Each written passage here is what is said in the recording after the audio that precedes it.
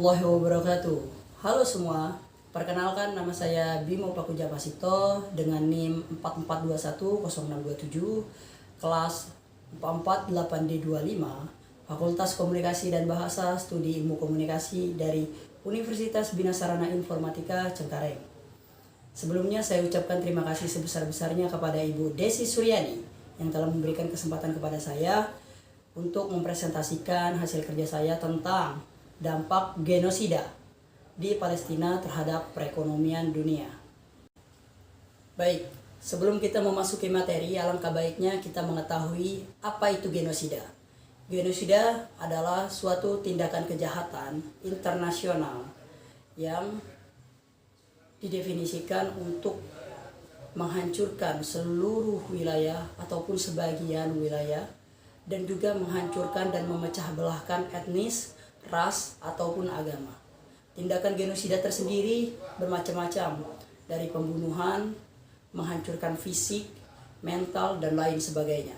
Nah, seperti yang kita ketahui teman-teman, bahwa genosida Israel terhadap Palestina sudah sejak lama terjadi dan sampai saat ini masih terjadi.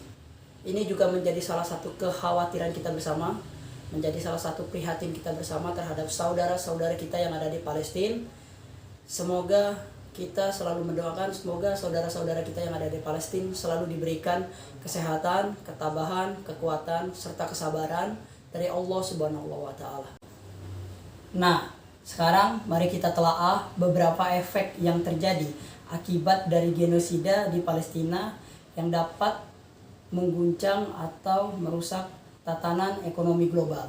Yang pertama, ada gangguan rantai pasokan energi. Nah, seperti yang kita ketahui teman-teman, bahwa Timur Tengah merupakan jantung dari distribusi energi, gas, dan juga minyak. Hal ini terjadi apabila genosida terus-menerus dilakukan di sana, akan berdampak kepada gas dan juga minyak, terjadi inflasi terhadap gas, minyak, infrastruktur, manufaktur, industri, dan lain sebagainya. Hal ini juga dapat merugikan negara dan juga dapat merugikan negara-negara yang bekerja sama dengan negara tersebut. Seperti itu. Nah, yang kedua, itu ada instabilitas pasar keuangan. Dengan adanya konflik berkepanjangan, tindakan genosida yang dilakukan Israel terhadap Palestina ini membuat para investor asing enggan berinvestasi di negara Palestina tersebut, dikarenakan beberapa hal dan juga faktor seperti keamanan, kenyamanan yang membuat mereka resah akan terjadinya hal-hal yang tidak diinginkan. Hal ini juga memicu fluktuasi nilai tukar mata uang di sana dan juga terkikisnya kepercayaan investor terhadap negara tersebut. Untuk hal ini menghambat terjadinya penghambatan secara ekonomi, inovasi, dan juga kreativitas. Yang ketiga, itu ada dampak perdagangan internasional. Konflik dan blokade yang menyertai genosida yang terjadi di Palestina dapat mengganggu arus perdagangan internasional, seperti penutupan perbatasan, kerusakan infrastruktur, dan juga resiko arus perjalanan menuju jalan utama maritim. Hal ini juga berdampak pada Palestina, merugikan Palestina dari segi ekonomi dan lain sebagainya. Dan juga yang dirugikan adalah negara-negara yang bersangkut paut atau memiliki sangkut paut dengan Palestina dalam hal perdagangan. Mereka juga merasa dirugikan dengan resiko yang begitu besar dan juga hal-hal lainnya.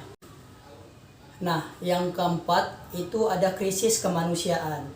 Gelombang pengungsi akibat genosida Israel yang dilakukan terhadap Palestina menciptakan krisis kemanusiaan yang begitu amat besar, sehingga negara-negara tetangga dan juga organisasi internasional harus membantu menyediakan tempat tinggal, makanan, perawatan kesehatan, dan kebutuhan dasar lainnya untuk para pengungsi yang ada di Palestina.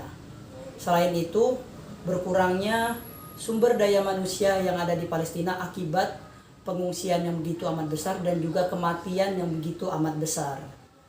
5. Terakhir, ada polarisasi geopolitik dan dampak ekonomi jangka panjang. Genosida yang terjadi di Palestina dapat memperdalam polarisasi geopolitik dan perbedaan pendapat setiap negara atas konflik ini, dapat menghambat perdagangan dan lain sebagainya. Ketidakpercayaan dan ketegangan terhadap isu ini itu juga berdampak kepada Palestina dan menciptakan situasi yang tidak kondusif antara negara-negara lain untuk pertumbuhan dan keberlanjutan. Jadi kesimpulannya adalah teman-teman bahwa genosida yang dilakukan oleh Israel terhadap Palestina merupakan prihatin dan kekhawatiran kita bersama. Kita semua selalu berdoa dan juga berharap semoga hal ini tidak terjadi lagi, karena begitu banyak sekali faktor-faktor yang merugikan, baik dari segi negara, ras, etnis, ataupun agama. Kerusakan yang terjadi di Palestina terhadap serangan oleh Israel juga menjadi sebuah kerugian yang sangat amat besar. Kematian, berkurangnya sumber daya manusia yang ada di sana, serta banyak hal lagi yang menjadi kerugian besar terjadinya genosida Israel terhadap Palestina. Semoga kita berharap semoga hal ini akan tetap akan segera tuntas masalahnya. Semoga kita juga berdoa saudara-saudara kita di Palestina selalu diberikan kesehatan, ketabahan dan juga kesabaran serta kekuatan untuk melawan dan juga bangkit. Mungkin itu saja singkat yang saya jelaskan mengenai dampak genosida Israel terhadap Palestina terhadap perekonomian dunia atau global. Saya Bimo Pakujapasito, apabila ada kesalahan kata dan juga hal-hal yang tidak berkenan saya mohon dimaafkan. Kepada Allah saya mohon ampun, saya akhiri. Assalamualaikum warahmatullahi wabarakatuh.